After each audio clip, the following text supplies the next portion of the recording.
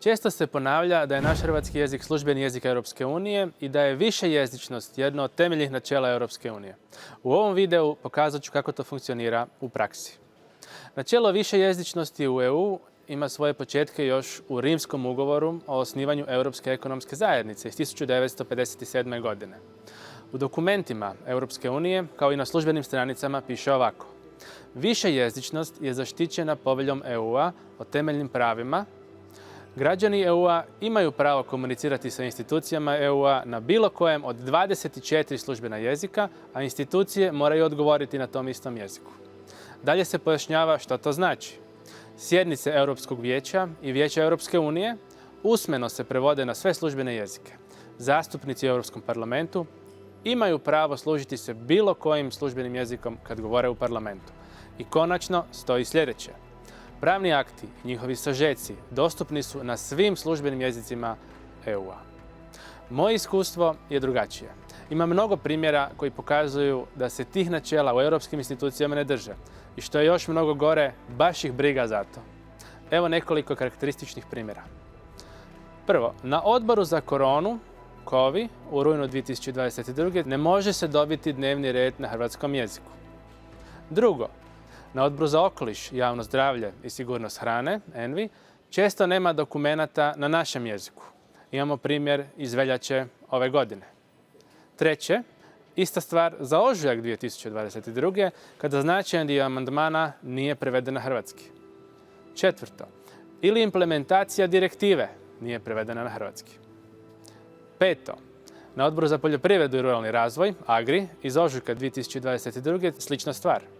Problem nije ograničen samo na odbore.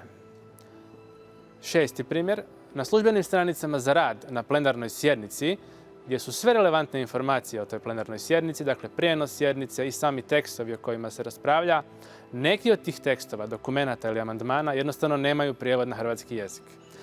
Stranica nas u ovom primjeru iz veljače 2022. cinički obavještava da neki od ovih dokumenata nisu dostupni na vašem jeziku. I nikome ništa. Snađite se, radite na nekom drugom jeziku koji znate. 7. Dalje, na plenarnoj sjednici u listopadu 2022. pak nije bilo prijevoda nekoliko rezolucija iz vanjske politike na hrvatski. Na primjer, ona za Haiti i Mjanmar. Na koncu se prijevod ipak pojavio, ali u zadnji čas, svega nekoliko sati prije glasovanja o istim tim rezolucijama, kada to više nije imalo mnogo smisla. 8. primjer. Dakle, stanje nije dobro, a što je još gore, za vrijeme korone, kada su sastanci bili online, bilo je još gore. Kao što vidite sa ove sjednice odbora iz listopada 2020. hrvatskog jezika nema, niti je bio omogućen prijevod i rad na našem jeziku. Ovakvih primjera ima mnogo.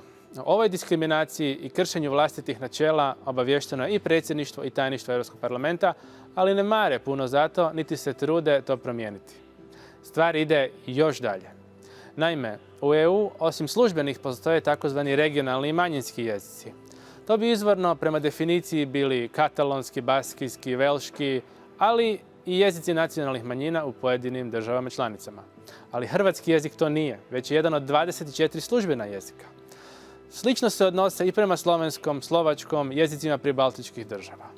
Jezike sa malim brojem govornika, makar su oni na papiru službeni, često nazivaju manjinskim jezicima ili minority languages, čak i u službenoj korespondenciji. Evo jedan primjer. Primljeni odgovor jednog od parlamentarnih odbora. Evo što su odgovorili o mogućnosti prijevoda jedne sjednice tog odbora. Za prijevod je izabrano samo 11 jezika, jer nema dovoljno prevoditeljskih kabina, te da će jedan od manjinskih jezika biti izbačen. Objasnili su da portugalski, grčki i hrvatski na toj sjednici tretiraju manjinskim jezicima. Slično je u svim odborima i izaslanstvima. Manjinski jezici su de facto svi osim engleskog, francuskog, njemačkog, španjolskog i talijanskog.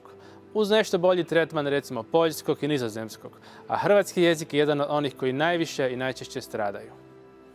Ovakav bezobrazan odnos pokazuje mnogo toga. Dakle, tko to radi protiv EU? Pa upravo EU, odnosno njezine najslavnije institucije. Bahatošću, nedostatkom poštovanja prema zemljama članicama i njihovim zastupnicima, gaženjem temeljnih prava i vlastitih načela, U ovom slučaju, kako sam objasnio na početku, načela višejezičnosti. I konačno možemo zaključiti.